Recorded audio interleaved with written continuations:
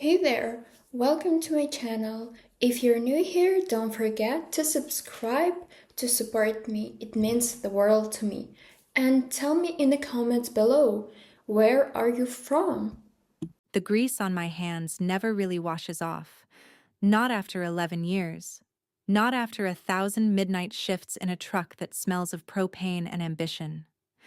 I scrub them every morning before my daughter wakes, before I become someone she can believe in, but the phantom slick of fry oil stays lodged in the cuticles, a residue of penance and survival.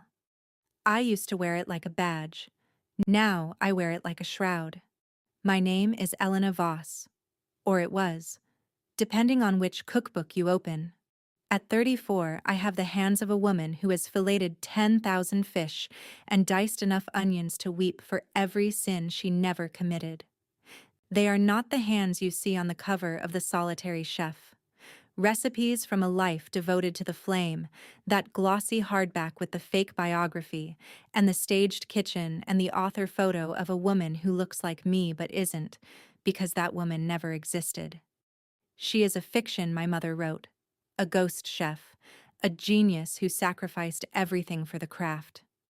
No husband, no child, no messy human stain, just purity, just fire, just the brand. The real Elena Voss wakes at 4:47 a.m. because her propane alarm has a short. She makes coffee in a dented French press and checks the coolant on the refrigeration unit of a food truck called The Lost Spoon, parked behind a laundromat in Red Hook.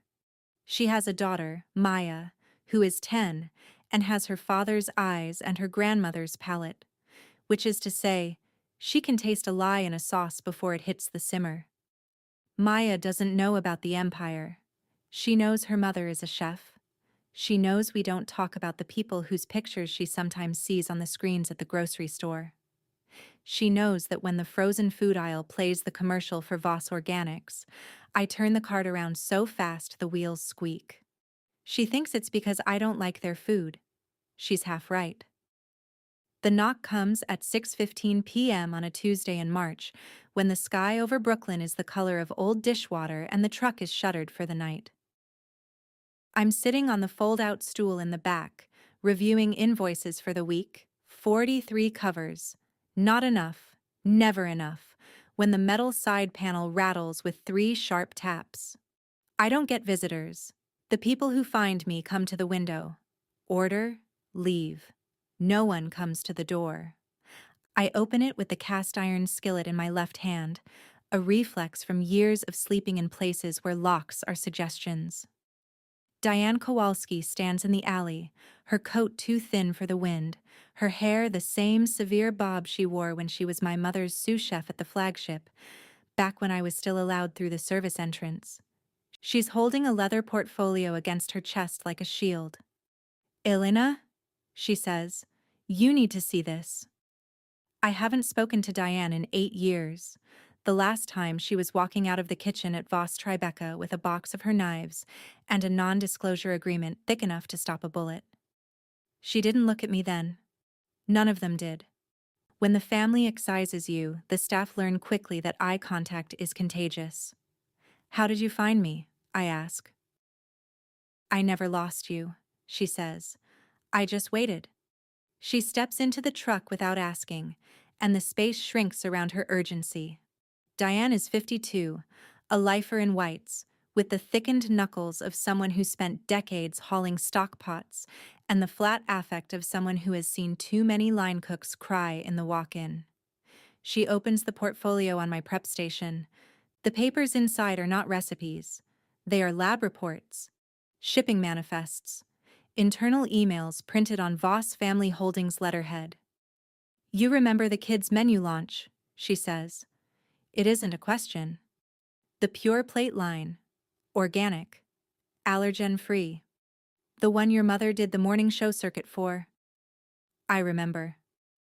I saw it from the laundromat television 6 months ago, while folding Maya's school uniforms. My mother, Vivian Voss, 60 years old and camera-ready in a cashmere sweater and an apron that had never touched heat, holding a bowl of something golden and promising that every mother deserves to know exactly what her child is eating. I was there when they swapped the supplier, Diane says. She taps one of the manifests with a fingernail bitten to the quick. The almond flour was supposed to come from a certified facility in Vermont. Your father found a co-packer in New Jersey that charges 60% less. No certification. Shared lines with peanut processing. But the label stayed the same. The organic seal stayed the same. My stomach tightens. Not because I'm surprised. Because I'm not. How many? I ask. 7 kids in the first 3 months. Anaphylaxis. 2 ICU stays. 1 lawsuit that never made it to filing because your father's lawyers are very good at making parents feel grateful for a settlement and a gag order. Diane pulls out another sheet. A hospital discharge summary. A child's name redacted with a Sharpie line that bleeds through the paper. And it gets worse. The certified organic produce? It's conventional. The certificates are forged. The grass-fed beef in the frozen line? It's feedlot. The margins on the lie are better than the margins on the food. She looks at me then, really looks at me, and I see the exhaustion in her face. The same exhaustion I see in my own reflection when I catch it in the truck's polished steel. I kept copies, she says, of everything. I knew this day would come. I knew you'd be the only one who couldn't be bought. Why now? I ask. Because they're launching the new line next month. Nourish, by mothers, for mothers. Frozen meals for postpartum women. Your face is on the box, Elena. Your fake biography. Your fake devotion. And they're using the same suppliers. The same lies. But this time the target market is women with newborns. Women who are sleep-deprived and trusting. Diane's voice cracks, just slightly, at the edge. I have a granddaughter, 3 months old. I look at her and I think about what your mother is going to sell to her mother, and I can't sleep. I stare at the papers, the numbers, the signatures. My father's neat, surgical handwriting on purchase orders that value margin over mortality. Why me? I say. I have nothing. No money, no platform. They took my name. Diane smiles then, a thin, terrible thing. You have the one thing they can't fabricate. You were there. You know the taste of the truth. And you have a daughter. She pauses. They built an empire on the idea of you. A perfect, solitary, childless saint. You show up with the truth and a living child. And the story eats itself. She leaves the portfolio on my station. She doesn't ask me to do anything. She knows she doesn't have to. I sit in the truck for 3 hours after she's gone, listening to the refrigeration unit cycle on and off, feeling the grease on my hands that won't wash away. Maya finds me there at 9, her backpack dragging, her hair in the 2 braids she insists on doing herself now because she's too old for help. She stops at the threshold of the truck, reading my face with the precision of a child who has learned to survive by interpreting silence. Mom? I'm okay, baby. She climbs up, sits on the stool across from me, and looks at the papers without touching them. She's 10, but she's been reading at a college level since she was 7, and she knows what a lab report looks like. She knows what anaphylaxis means. We had a scare once, at a street fair, a cross-contamination from a Thai truck 2 stalls down. I drove her to the ER with her throat closing and my heart detonating, and I sat in the waiting room for 4 hours after the epinephrine worked, shaking so hard I couldn't hold a coffee cup. Is this about the people on TV? She asks quietly. Yes. The lady who looks like you? She doesn't look like me, Maya. She has your face. I close the portfolio. Some people borrow faces. It doesn't mean they have your eyes. Maya is quiet for a long moment. Then, are we going to do something? I look at her. At the straight spine, the set jaw, the way she holds her chin like her grandmother, like Vivian, without ever having been taught. Nature is cruel that way. It passes down the architecture of defiance along with the bone structure. What do you think we should do? I ask. She thinks. Maya always thinks before she speaks. It's a habit that makes her seem older than she is, and sometimes it breaks my heart. I think, she says slowly, that if you know something bad is happening and you don't stop it, you're helping it. That's what you told me about the man on the subway, the one who was stealing the lady's bag. I did say that. And you said the hardest thing to cook is courage, because it has no recipe. I laugh. Despite everything, it comes out rough, wet. I said that? Last year, when I was scared of the spelling bee. She reaches across the table and touches the edge of the portfolio with one small finger. I think we should cook it, Mom. The courage, even if it tastes bad. I pull her into my lap, even though she's too big for it now, and I hold her until the refrigeration unit kicks on again and the truck hums around us like a heartbeat. The gala is held at the Voss Culinary Institute, the flagship property, a converted warehouse in the meatpacking district that my mother designed as a cathedral to her own image. I haven't been inside in 11 years. The last time, I was 23 and 3 months pregnant and standing in the private dining room while my father explained, with the patience of a man closing a hostile acquisition, why a termination was the only viable option. The brand is maternal, Elena, but not literally. The Voss woman is a mother to her craft, not to a child. A child is a distraction. A child is a body that leaks and cries and demands. You will write the cookbook after. You will be the face of the next decade. But you cannot be a face and a failure at the same time. I said no.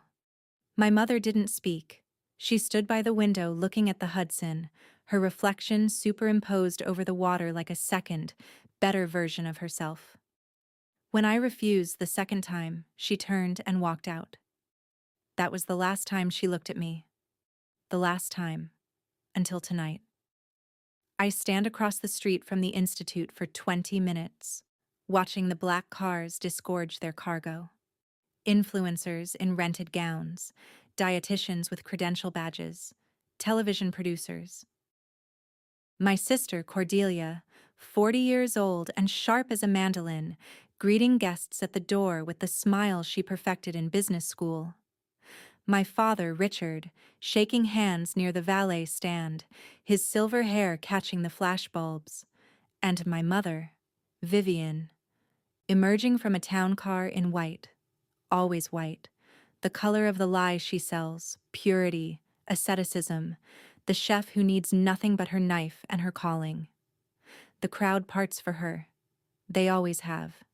Maya stands beside me, her hand in mine. She's wearing the only dress she owns that isn't for school, a navy thing from a thrift store on Atlantic Avenue, too big in the shoulders, hemmed by my own uneven stitches. Her hair is in a single braid down her back. She looks small. She looks real. Mom, she says. I'm scared. Me too, baby. Is that her? The lady with the white dress? Yes. She's pretty. She's good at costumes. Maya squeezes my hand. What if they don't let us in? Then we make them. I have the portfolio in my left hand, the leather worn soft from a month of handling, of memorizing every document until I could recite the lies in my sleep. I have Maya in my right.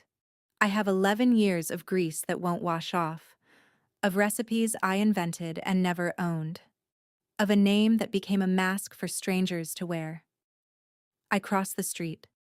The security at the door is private, not hotel staff, which means they answer to my father.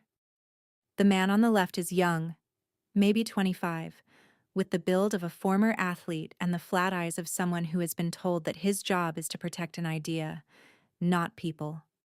He puts his hand up when he sees me. Invitation only, ma'am. I'm family. I say. He looks at Maya, then at me, then at the portfolio. Something flickers. Recognition, maybe. The face on the box. Miss Voss, he says, uncertain. Mrs. Voss is my mother. I'm the ghost in the machine. I step forward. You can stop me. You can call my father. But the photographers on the red carpet have already got their shots. And if you make a scene dragging a woman and a child out of a mother's wellness launch, the story writes itself. Your choice. He hesitates. In that hesitation, I see the calculation, the risk of touching me versus the risk of letting me through.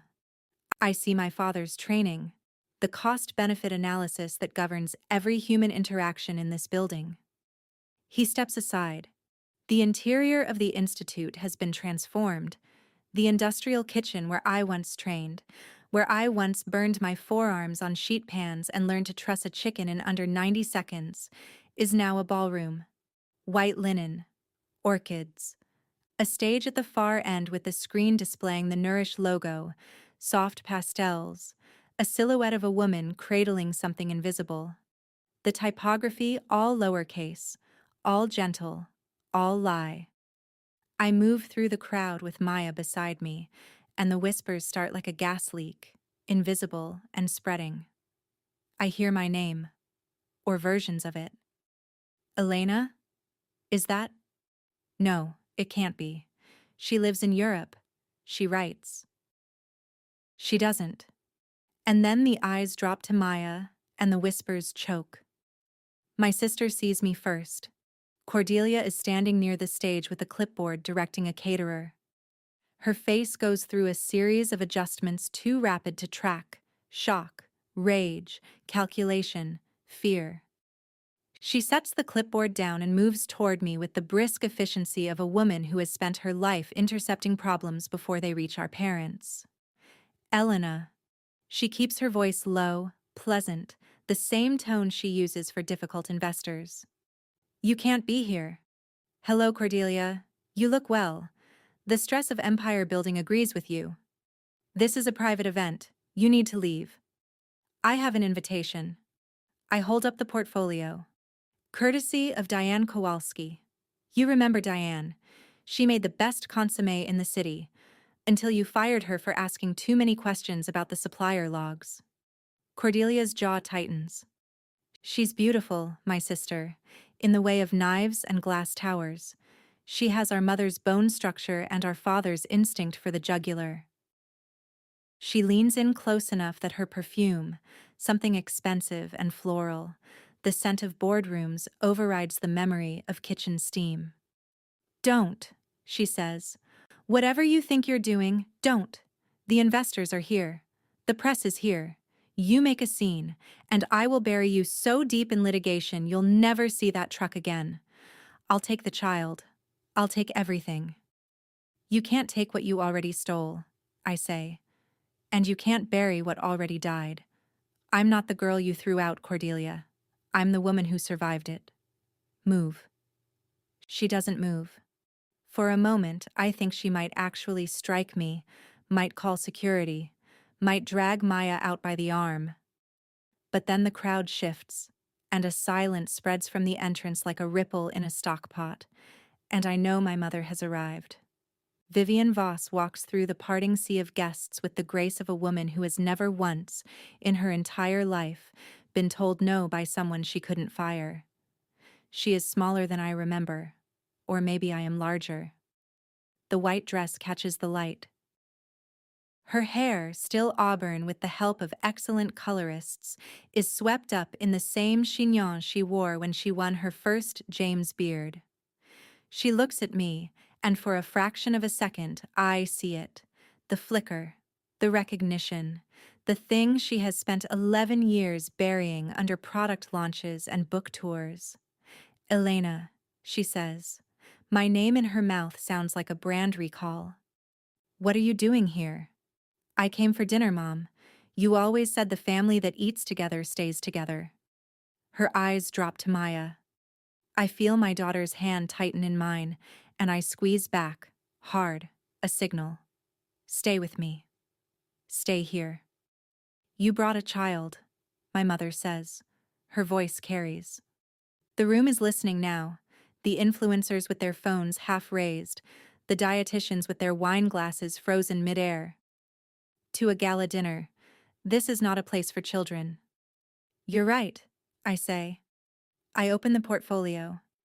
This is a place for truth. I don't shout. I don't need to. The silence is so complete that my voice carries to the back of the room, raw and steady, the voice of a woman who has spent 11 years talking to customers through a service window, who has learned that clarity matters more than volume. 7 children hospitalized, I say. Anaphylaxis from cross-contaminated ingredients in the Pure Plate Kids menu. Lab reports from the New Jersey co-packer showing peanut residue in almond flour labeled allergen-free. Forged organic certificates for the frozen line. Conventional produce sold as certified. Feedlot beef sold as grass-fed. I pull out the documents, hold them up like a dealer fanning cards. Internal emails from Richard Voss authorizing the supplier switch to cut costs by 60%. Settlements with parents, signed under NDA for medical expenses. And the new line, the one you're launching tonight, Nourish, by Mothers, for Mothers, uses the same suppliers, the same lies. Marketed to sleep-deprived women with newborns, sold as purity, sold as health, sold as love. The room is frozen. I see a woman near the front, an influencer I recognize from a breastfeeding account with 2 million followers, lower her phone and stare at the papers in my hand. My mother's face has gone still. It's a look I know well. The mask she wears when a soufflé falls, when a critic pans, when the control slips. She steps toward me, and her smile is a thing of surgical precision. This is absurd, she says, loud enough for the room, for the cameras that are definitely rolling now. My daughter has struggled with mental health issues for years. She was removed from the company for erratic behavior. This is a sad, desperate attempt at attention. Jealousy, plain and simple. She couldn't handle the pressure of the legacy, so she invents. Maya, I say, come here, baby. My daughter steps forward. She is 10 years old. She is terrified, but she stands straight, and she looks at her grandmother with eyes that have never seen this woman before, only heard the stories, only seen the boxes in the freezer aisle. Hi, Maya says. Her voice is small but clear. I'm Maya. I'm her daughter. She cooks for people in a truck. She makes the best grilled cheese in Brooklyn, and she never lies about what's in it. The sound in the room shifts. It's subtle, but I feel it. The current changing direction. My mother's smile flickers. Get her out of here, my mother says to Cordelia, to security, to anyone. Get that child out of here. This is inappropriate. This is... Mom, I say. I use the word deliberately, stripping it of the warmth she never gave it. The cameras are rolling. Tell them about the hospitals. Tell them about the settlements. Tell them why you really threw me out. Was it the brand? Or was it that I was going to be a better chef than you, and you couldn't stand it? Vivian turns to me then, fully, and for the first time in 11 years I see the crack. Not the performance, not the television mask, but the woman underneath. The woman who taught me to make a roux at 5 years old, who held my hand over the whisk and said, "Feel it, Elena, feel when it turns," who looked at me once, long ago, with something that might have been pride. "You ungrateful," she breathes. "You stupid, ungrateful." Yes, I say. I am. I'm ungrateful for the lies. I'm ungrateful for the theft. I'm ungrateful that you sold my face and my name and my recipes to build a temple to yourself. And I'm ungrateful that you did it by poisoning children. I hold up the final document, the lab report Diane gave me, the one with the redacted name of a child who spent 3 days in pediatric ICU after eating my mother's organic mac and cheese. But I'm grateful for one thing. You taught me that a kitchen is only as clean as the hands that run it. And your hands, Mom? They've been dirty for a very long time. The room erupts, not in chaos, but in the specific hungry noise of a scandal being born. Phones are up, flashbulbs pop. I see my father at the back, moving toward us with 2 security guards, his face the color of undercooked beef. I see Cordelia, her composure shattered, shouting at someone off stage to cut the feed, kill the lights. I don't move. I stand with Maya's hand in mine and the papers in my other hand, and I let them come. I let them drag me out, if that's what happens. I let them sue me, bury me, try to take my truck and my name and my daughter. It doesn't matter. The story is out now. The souffle has fallen. You cannot unring a bell, and you cannot unfry an egg. They escort us to the street with more gentleness than I expected, perhaps because of the cameras, perhaps because even hired security knows the look of a mother who has nothing left to lose. Maya is crying silently, the tears tracking down her face without a sound, but she doesn't let go of my hand. We stand on the sidewalk in the March cold, the portfolio now empty of its power, scattered to the winds of social media and whatever journalist gets to it first. The town cars are still pulling up. Guests are still arriving, unaware that the gala inside has already curdled. "Mom," Maya says, "did we win?" I kneel in my thrift store dress on the wet pavement, and I pull her close, and I smell her hair. Strawberry shampoo, no brand, the cheap kind from the bodega that she loves. "We told the truth," I say. "That's not winning, baby. That's just not losing." She pulls back and looks at me with those eyes, her father's eyes, the ones that see too much. "Can we go home?" "Yeah," I say. "Let's go home." The truck is parked where we left it, behind the laundromat, the propane alarm still shorting at odd hours, the refrigeration unit humming its one-note song. I start the engine and Maya climbs into the passenger seat, already falling asleep against the window, exhausted by courage.